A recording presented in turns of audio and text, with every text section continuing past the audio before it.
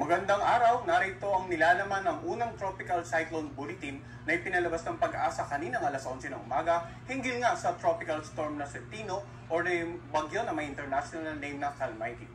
So makikita natin sa ating latest satellite imagery na napakalayo pa sa kalupaan ng tropical storm na Tino at yung kaulapan na dulot nito ay halos hindi pa tumatama sa anumang bahagi ng ating bansa. Kanina alas 10 ng umaga, ang sentro ng bagyong Tino ay tinatayang nasa line 955 kilometers ang layo silangan ng Eastern Visayas. Taglay nito ang lakas ng hangin, umabot na hanggang 85 kilometers per hour malapit sa gitna nito at ang pagbugso ng hangin aabot naman na hanggang sa 105 kilometers per hour. Sa ngayon kumikilos ito sa direksyon pa west-northwest sa bilis naman na 30 kilometers per hour.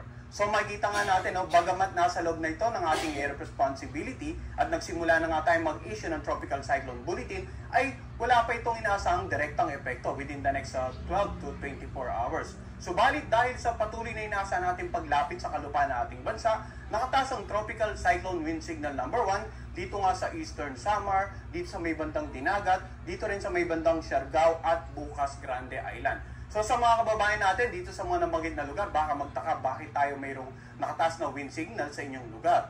Ang wind signal po ay so the first time na itinaas sa isang lugar, lalong-lalo na itong Tropical Cyclone Wind Signal number 1, ang ibig sabihin po nito ay mayroon pa po tayong lead time or palugit na oras para makapaghanda.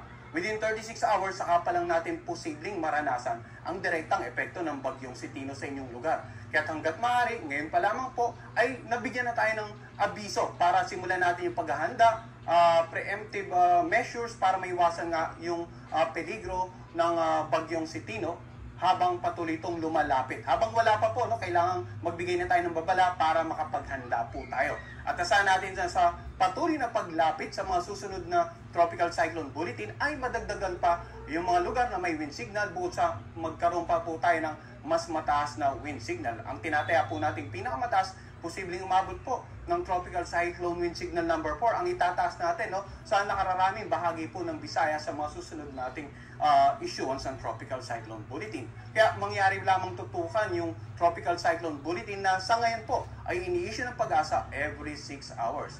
Kapag may wind signal number 1, usually ang lakas ng hangin dyan ay magkakaroon ng minimal to minor damages sa inyong lugar.